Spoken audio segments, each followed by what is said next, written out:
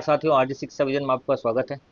आज की वीडियो में बात करेंगे सामान्य विज्ञान से संबंधित एक छोटे से टॉपिक के बारे में, जिसका नाम है श्वसन या श्वसन तंत्र। इसके अंतर्गत 20 महत्वपूर्ण वन लाइनर प्रश्नों की बात करेंगे जो सीधे परीक्षाओं में पूछे जाते हैं। श्वसन से संबंधित इस टॉपिक से वो महत्वपूर्ण 20 प्रश्न है जो परीक्षा में अभी तक पूछे गए, तो उससे संबंधित बात करेंगे। ये वीडियो आज का फोर्थ ग्रेड के अंतर्गत विज्ञान के जो 5 प्रश्न आने हैं उसके अंतर्गत उपयोगी होगा। तो शुरू करते हैं आज का टॉपिक, श्वसन तंत्र से संबंधित महत्वपूर्ण 20 प्रश्न। पहला प्रश्न देखिए, शिशु में श्वसन दर कितनी होती है। प्रश्न एक बार वापस देखिए, शिशु में श्वसन दर कितनी होती है। तो शिशु में जो श्वसन दर होती है वो होती है 40 से 44 प्रति मिनट। शिशु जो है 1 मिनट में 40 से 44 बार श्वसन क्रिया करता है। वहीं वयस्क में श्वसन दर कितनी होती है। वयस्क में श्वसन दर होती है 14 से लेके 16 प्रति मिनट। वयस्क की जो श्वसन दर है वो है 14 से 16 और शिशु की जो श्वसन दर है वो है 40 से 44। तीसरा प्रश्न देखिए, श्वसन दर को किस यंत्र के द्वारा मापा जाता है। श्वसन दर को किस यंत्र के द्वारा मापा जाता है। तो इसका जो सही आंसर है वो है स्पाइरोमीटर। स्पाइरोमीटर के द्वारा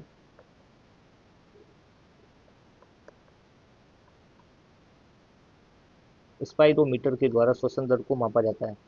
तो पहला प्रश्न था, शिशु में श्वसन दर कितनी होती है। 40 से 44 प्रति मिनट होती है। वयस्क में श्वसन दर होती है 14 से 16 प्रति मिनट और श्वसन दर को स्पाइरोमीटर के द्वारा मापा जाता है। अगला प्रश्न देखिए, चौथा प्रश्न, नासा कक्ष या नाक का निर्माण कितनी हड्डियों से हुआ है। प्रश्न एक बार वापस देखिए, नासा कक्ष या नाक का निर्माण कितनी हड्डियों या अस्थियों से हुआ था। इसका जो सही आंसर है वो है 3 हड्डियों से मिलकर नासा कक्ष का निर्माण हुआ, जिसमें सबसे पहली आती है नेजल, दूसरी है मैग्जिला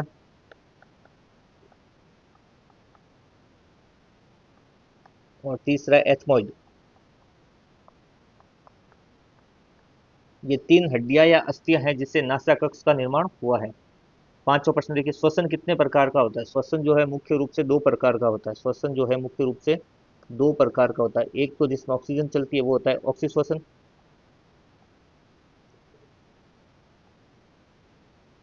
एक है ऑक्सीश्वसन और दूसरा है अनॉक्सीश्वसन।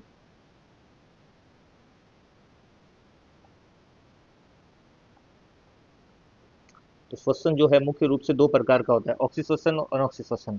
नासा कक्ष जो है 3 हड्डियों से मिलकर बना है, नेजल, एथमोइड और मैग्जिला। अगला प्रश्न देखिए, छठा प्रश्न, ऑक्सीश्वसन क्रिया के दौरान किन उत्पादों का निर्माण होता है।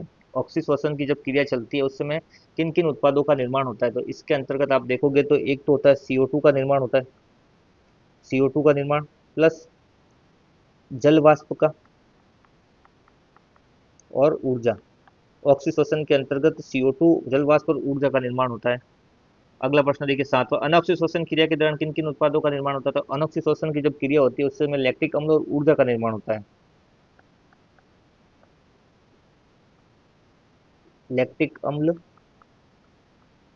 और ऊर्जा, इन दो का निर्माण होता है। ऑक्सीश्वसन क्रिया होगी जब तो CO2, जल वाष्प और ऊर्जा का निर्माण होगा। अनॉक्सीश्वसन की जब क्रिया होगी तो उसमें लैक्टिक अम्ल और ऊर्जा का निर्माण होगा। आठवां प्रश्न देखिए, श्वसन क्रिया के दौरान गैसों का जो आदान प्रदान होता है वो किस क्रिया द्वारा होता है। किस क्रिया द्वारा होता है। श्वसन क्रिया के दौरान गैसों का आदान प्रदान किस क्रिया द्वारा होता है। जो श्वसन क्रिया का जो भाग है उससे कहते हैं विसरण क्रिया। ये जो क्रिया होती है गैसों का आदान प्रदान करने वाला, इस क्रिया को विसरण क्रिया कहा जाता है। तो इसका जो सही आंसर है वह विसरण क्रिया द्वारा गैसों का आदान प्रदान होता है श्वसन क्रिया के दौरान। नवा प्रश्न देखिए, फेफड़ों की संरचनात्मक इकाई किसे कहा जाता है। फेफड़ों की जो है संरचनात्मक इकाई कुपिका को कहा जाता है। सही आंसर है इसका कुपिका। कुपिका को जो है फेफड़ों की संरचनात्मक इकाई कहा जाता है। अगला प्रश्न देखिए, 10वां प्रश्न,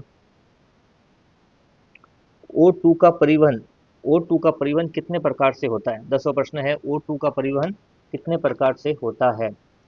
तो इसका सही आंसर वो है O2 का जो परिवहन है वो 2 प्रकार से होता है। 2 प्रकार से होता है, एक तो होता है प्लाज्मा के द्वारा और दूसरा होता है हीमोग्लोबिन के द्वारा। तो इसका आंसर है एक तो प्लाज्मा के द्वारा, प्लाज्मा द्वारा, और दूसरा है हीमोग्लोबिन के द्वारा।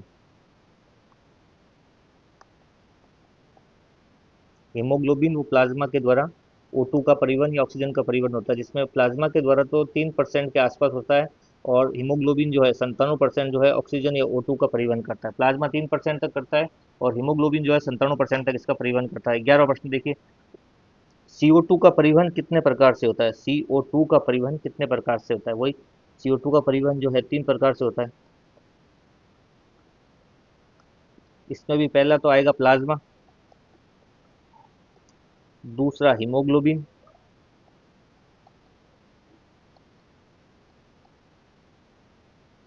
और तीसरा कार्बोनेट और बाइकार्बोनेट।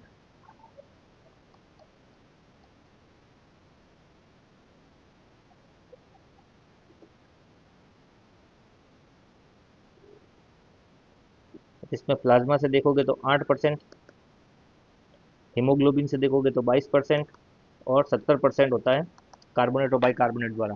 तो O2 का परिवहन 2 प्रकार से होता है, प्लाज्मा द्वारा और हीमोग्लोबिन के द्वारा। हीमोग्लोबिन से होता है 97% और प्लाज्मा से होता है 3%। और CO2 का जो परिवहन है वो 3 प्रकार से होता है, प्लाज्मा द्वारा, हीमोग्लोबिन द्वारा और कार्बोनेट और बाइकार्बोनेट द्वारा। अगला प्रश्न देखिए, 12वां प्रश्न, हीमोग्लोबिन का एक अणु ऑक्सीजन के कितने अणुओं का परिवहन करता है? प्रश्न एक बार आप देखिए, हीमोग्लोबिन का एक अणु ऑक्सीजन के कितने अणुओं का परिवहन करता है? तो ये जो है ऑक्सीजन के 4 अणुओं का परिवहन करता है, 4 अणुओं का। यानी एक हीमोग्लोबिन का अणु होगा वो ऑक्सीजन के 4 अणुओं को लेकर परिवहन करेगा। 13वां प्रश्न देखिए, श्वसन क्रिया का नियंत्रण मस्तिष्क के किस भाग के द्वारा होता है? श्वसन क्रिया का नियंत्रण मस्तिष्क के किस भाग के द्वारा? मस्तिष्क का ऐसा कौन सा भाग है जो श्वसन क्रिया पर नियंत्रण रखता है? तो इसका जो सही आंसर है वो है पॉन्स। पॉन्स जो है श्वसन क्रिया पर नियंत्रण रखने वाला मस्तिष्क का अंग है। और ये उपस्थित कहाँ होता है? ये होता है मस्तिष्क के अंदर जो मेंडुला ऑब्लिगेटा होती है उसके पास पाया जाता है पॉन्स। 14वां प्रश्न देखिए, कोयले की खानों में काम करने वाले व्यक्तियों में श्वसन से संबंधित कौन सा रोग होता है? प्रश्न एक बार वापस देखिए, इंपॉर्टेंट प्रश्न है। कोयले की खानों में काम करने वाले व्यक्तियों में श्वसन से संबंधित कौन सा रोग होता है? तो कोयले की खानों में जो काम करते हैं उन व्यक्तियों में जो रोग होता है वो होता है एस्बेस्टोसिस।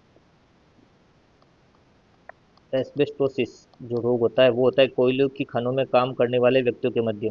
उसके बाद 15वां प्रश्न देखिए, पत्थर की खानों में काम करने वाले व्यक्तियों में कौन सा रोग होता है? तो इसमें होता है सिलिकोसिस। सिलिकोसिस जो रोग होता है वो होता है पत्थर की खानों में काम करने वाले व्यक्तियों में।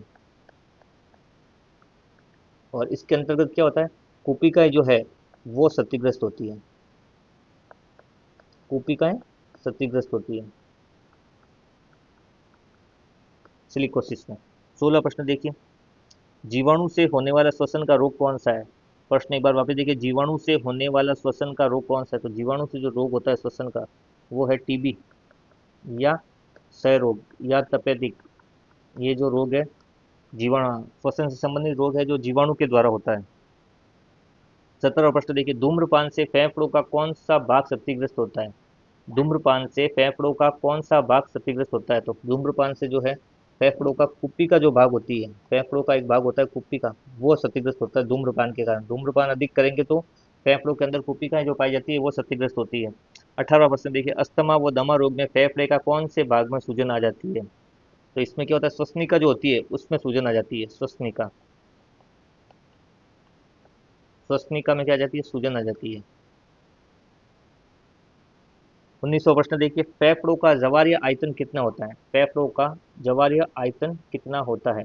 तो फेफड़ों का जो जवारीय आयतन होता है वो होता है 500 मिलीलीटर तक, 500 ml, 500 ml या 500 मिलीलीटर जो होता है फेफड़ों का जवारीय आयतन होता है।